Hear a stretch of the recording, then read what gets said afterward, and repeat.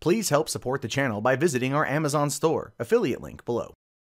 Hey, what's going on, everybody? My name is Matt Jarbo. This is $3 Theater. Today is September 13th, 2017, and there is one big thing to talk about and a couple smaller things to talk about. But before we get into the big thing, I do want to say this. The Mummy Blu-ray came out yesterday, and I'm very curious to see how this is going to do.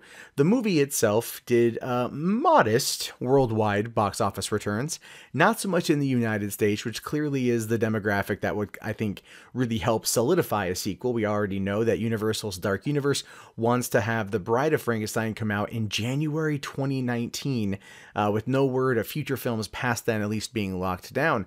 But home video sales of this one might actually help get it over the line for the green light from Universal. I think Universal might go back to the drawing board for this if it does well enough, but let's be realistic here. They've not only got the Jurassic World franchise that pulls in bank, they've got the Fast and Furious franchise that seemingly has been pulling in bank for many, many, many years now, and as well as Despicable Me being the top-grossing animated feature franchise of all time. So they've got the money to play with if they want to try to make this thing work. Now, we know that you cannot buy a cinematic universe and have it be successful. You have to build to it. So we'll have to wait and see whether or not the Mummy will be able to lock down the future of that particular franchise. But that being said, Batman v Superman last summer spent 5 weeks at the #1 spot. So anything is possible when it comes to home videos. In fact, just as a little caveat back to Ghostbusters last fall, when the movie released on home video, Paul Feig had said, hey, Holtzman fans, if you guys want to see a sequel, you guys have to come out and buy the movie. Thankfully, nobody did. So we don't have to really worry about that exactly. But this is a franchise that, while I haven't seen it, I only know about it through side information, is one that I find to be fascinating and one of the only cinematic universes out there that I want to see be given an absolute shot.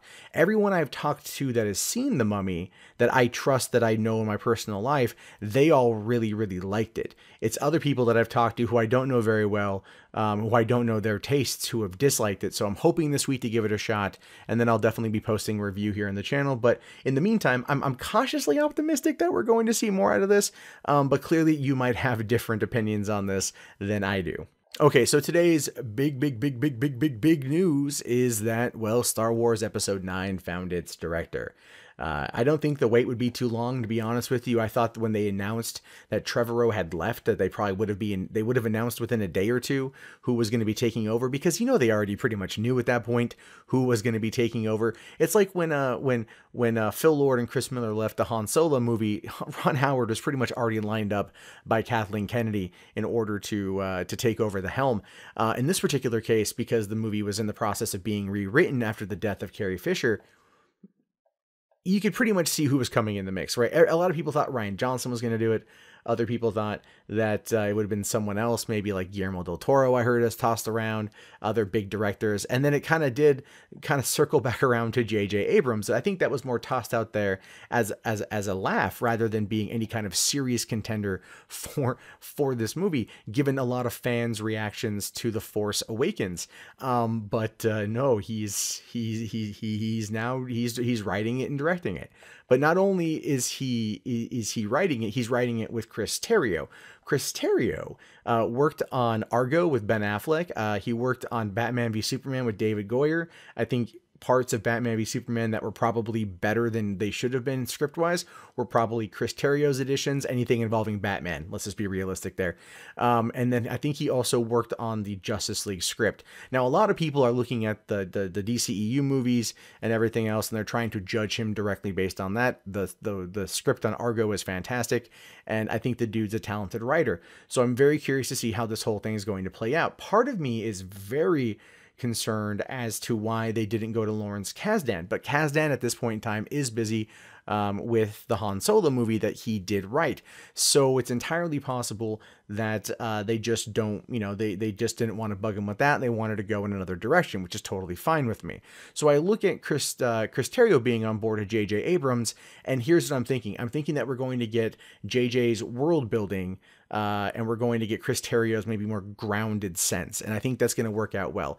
A lot of people weren't happy with The Force Awakens, which is one of the reasons why they were kind of shocked and awed and appalled to some respect, or to some extent with J.J. Abrams being selected. But let's just kind of break this thing down here. Whether you want J.J. Abrams or not, he's a safe choice.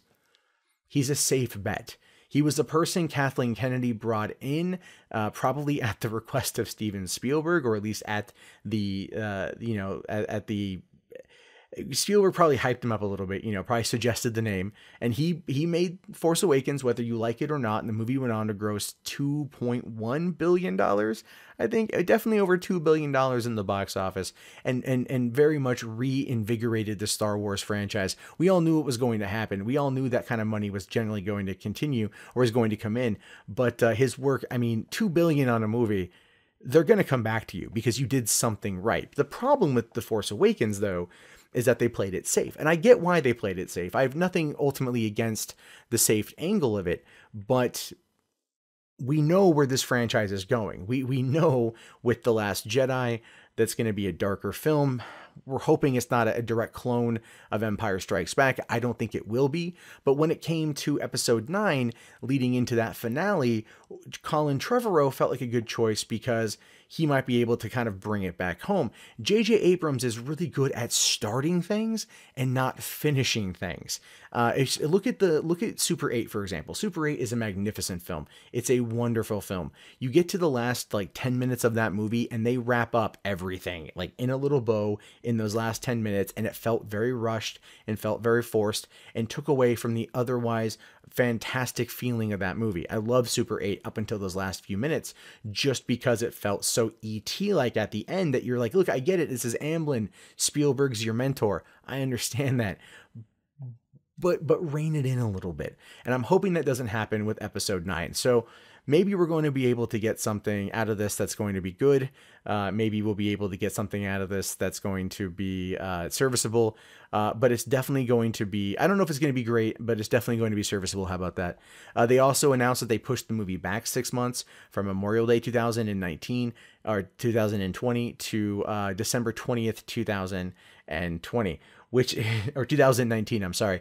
They were gunning for the Memorial Day. They wanted Memorial Day. They've wanted Memorial Day for a long time. Episode 8 was supposed to be a Memorial Day release, right? That was the whole thing, but they ended up pushing it to December, pretty much because episode 7 did $2 billion coming out in December. Rogue One did $1 billion and some change.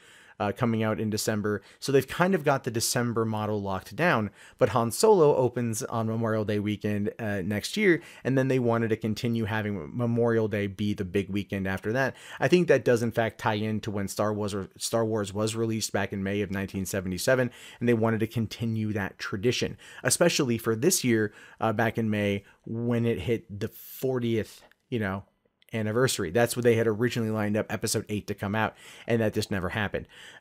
So here's my question though, and this is kind of where I'll wrap up this little segment here. When it comes to this one, Wonder Woman 2 opens the week before. So once again, Disney and Warner's are going to be going head to head over a release date. If you remember, Captain America Civil War and Batman v Superman Dawn of Justice were originally scheduled to come out on the same day in May 2016. They got into a release date game of chicken, and Warner's moved up the film by a couple months. They wanted to give this movie extra time for Patty Jenkins to get it right. Coming out a week before Star Wars Episode 8 is not going to bode well for Wonder Woman 2. It's just not. People will either hold off on money given the fact that it's close proximity to Christmas, or it's only going to have one weekend of staying power. Wonder Woman has definitely had staying power. $800 million plus domestically or worldwide has definitely garnered it a hit, and one of the only ones we've seen this summer. And so looking at what they're doing with it, or looking at this release date now, Disney has forced Warner's to act, and that is either going to be moving Wonder Woman up from a December release in 2019 to a November release 2019, or they're going to move it even further up, pull it back to summer 2019. Or they're going to push it to either Valentine's Day 2020 or summer 2020. They've kind of thrown a wrench in the DCEU by doing this move in terms of release dates. And it's going to be interesting to see how Warner Brothers is going to respond. Probably not tomorrow, but very, very soon. Okay, jumping over into like pointless drama news. This is weird, and it goes to show you how the franchises can be unraveled if their stars' egos aren't checked. All right, and I'm talking about the Fast and Furious franchise, a franchise that I very much love. I've loved since the first movie. I loved the last movie. I love this franchise, and I want things to continue going as planned for the final 2 films. But apparently not everyone is happy about the way things are going. And no, it's not Vin Diesel this time. If you remember during the lead-in for Fast and Furious 8, there was a lot of controversy surrounding The Rock and Vin Diesel, and how The Rock had referred to Vin Diesel as a candy ass, mostly for his professional work ethic. But they've since buried the hatchet, probably because the movie grossed over $1 billion, and they know that they're all getting a hell of a payday. And the potential Hobbs spin-off film. Now, there was supposed to be a Hobbs-Shaw spin-off film that was mentioned. That would be Jason Statham and The Rock, but that has effectively been crushed by Vin Diesel. Last I heard, that could change, but we know that Universal wants to keep The Rock in play, and so having a Hobbs spin-off film is probably still on the table, just minus Jason Statham. Now, there was an image posted to Instagram from The Rock at his Getting Shit Done table that apparently really triggered Tyrese, because Tyrese posted this legitimately in the comment section of that article, saying here, if you move forward with that Hobbs movie, you will have purposefully ignored the heart-to-heart moment we had in my Sprinter. I don't want to hear from you until you remember what we talked about. I'm on your timeline because you're not responding to my texts. Hashtag Fast Family is just that, a family. We don't fly solo. Now, Tyrese has been in more movies than The Rock, right? One more than The Rock. And Tyrese probably wants there to be a Roman spinoff, right? Like a Roman and Taj spinoff, which I'd be on board with. But at the same time, as much as I love Tyrese in the character, and I like Tyrese as a person in general, Tyrese is not, well, he's not equipped enough to support a solo film. They haven't done enough with Roman's character to give him his own thing. Now, he could be saying this because he's trying to, try to work the heartstrings of The Rock in order to get him to take his clout to the heads, to Vin Diesel and the head honchos at Universal and be like, all right, guys, listen, we got to have Tyrese in this movie. All right, this shouldn't be a Hobbs Shaw movie, a Hobbs Roman movie. I think that's probably what Tyrese is trying to do. And I don't blame him for it. But pulling the Fast Family card, man, that's a little bit below the belt, if you ask me. You know what I mean? Like, the Fast Family has already had enough tragedy with Paul Walker's death. They've already had enough of the BS involving The Rock and Vin Diesel during the production of Fast and Furious 8. Never mind the fact that Michelle Rodriguez is out there saying that, she's not happy at how the women in the movies have been portrayed, and she wants that to be a thing. And Charlize Theron has backed her up. Charlize Theron will probably come back for the last 2 movies, given the Fast and Furious franchise's ability to kind of bring over people from previous movies, kind of to rehabilitate bad guys better than our current prison system, and going forward from there. There's always a bigger, badder person that's got them under their thumb. And so I don't want the Fast Family to fall apart. I don't want the Fast Family to fall apart. And so if at that table, if The Rock was really signing the contract for the Hobbs movie, then it would be good if they're going to do a spinoff to kind of have it be more of a thing. Have Dom and Letty and other people be off doing other things, but bring in Roman. And the reason why I want to say bring in Roman is because, well, Hobbs and Shaw had great chemistry in Fast and Furious 8, and enough to where, yes, a spinoff movie would do gangbusters for Universal. You need someone like Roman. And there was a great bit in Fast and Furious 8 when Roman got what I call his hero moment. He finally got a badass moment, right?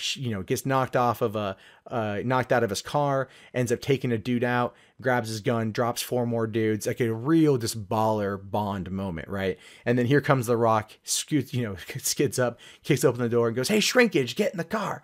because earlier Roman was talking about how it's so cold he can't see his dick.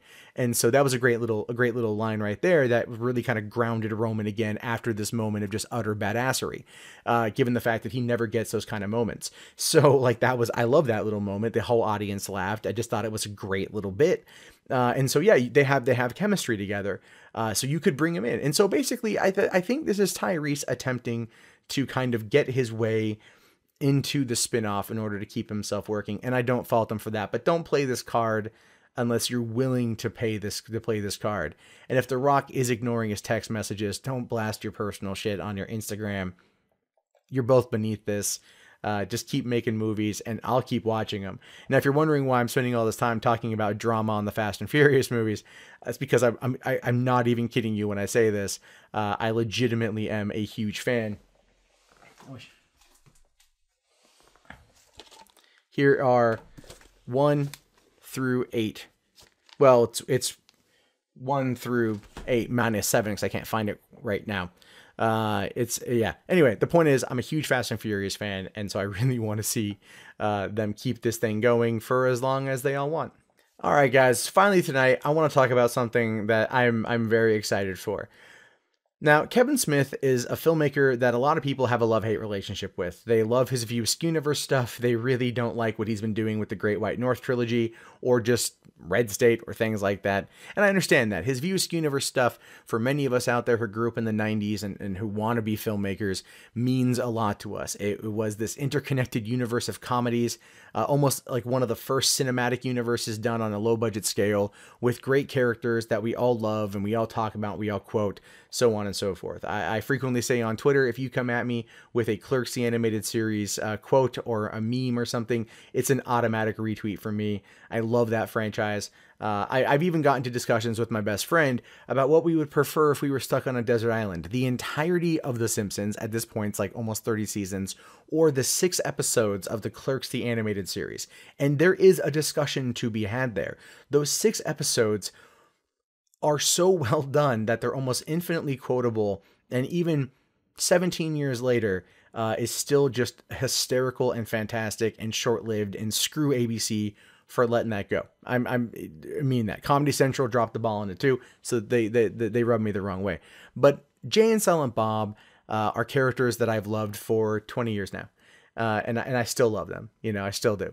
And so there's the reboot, Jay and Silent Bob reboot, that's going to start filming here pretty soon.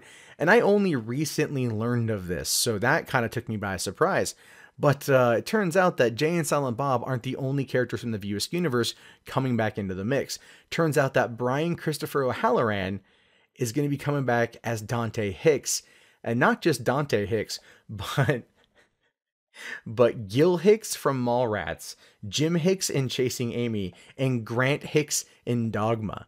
Yeah, so Dante will be playing himself and probably his 3 other brothers, or however they want to play it. Now, he says this in an interview: yes, I'm definitely going to be part of that. We're going to have a couple of funny bits with the Kevin Smith characters that I portrayed. I portrayed a number of them at this point, so I think we're going to bring back a variety of them. And that's awesome. That's awesome. Kevin Smith, I feel, for this is going to pull out every card in the book, every trick in the book, every card he can play for the Jay and Silent Bob reboot. Because the last time we saw the View Askew universe, it was in 2001 with Jay and Silent Bob Strike Back, a movie that, yeah, is 16 years old and hasn't necessarily aged well. I watched it again a couple years ago, and you could see where there was some jokes that were really hilarious back in 01 that just didn't necessarily live up to today's standard, but that doesn't matter to me. That movie, much like Clerks, Mallrats, Chasing Amy, Dogma, are part of this universe that I adore. This universe that I myself one day would love to create to some extent. One that is beloved by people for decades, literal decades at this point. And getting them to come back on the screen together for this reboot, I think is going to be a great thing. Now, would I prefer something like Clerks 3 to happen? Oh, absolutely. I would love for Clerks 3 to happen. But we're not going to get that. So I'm sad, but I'm saddened by it, but that's the way it is. And the reason why Clerks 3 isn't going to happen is because one of the actors pulled out. Now, if Brian Christopher O'Halloran is back, that only leaves one other person, which would be Jeff Anderson. And, I'm sorry, you can't really have Dante so much without Randall. And that's unfortunate because Jeff Anderson, if he came back as Randall, you know, him playing Randall in Clerks 2 from, oh my God, 11 years ago was great. He nailed it once again. Clerks on the, you know, when he played Randall in Clerks, the animated series, he nailed it once again. Randall is an icon from the 90s and one that many people who grew up in the 90s want to have come back. Hopefully we'll be able to see him. Hopefully Kevin Smith will be able to work it out. And hopefully too, given the fact that Ben Affleck and Jennifer Garner are now, you know, donezo, maybe we'll finally be able to get Ben Affleck to come on in as Holden McNeil and play that role one more time. Although I'm not holding out hope on that, but you never know what's going to happen. This is Hollywood. Anything could go down. But in the meantime, when this movie does come out, I will be there day one with popcorn, with soda, with hopefully friends who enjoy it as much as I do, ready to rock back with my favorite weed-smoking hetero life mates. All right, guys, that wraps up this episode of 3 Buck Theater. My name is, of course, Matt Jarbo. If you guys haven't already, please thumbs up the video, subscribe to the channel, check back often for more movie news and commentary from me. I'll talk to you guys later. Have yourself a fantastic day, and peace out.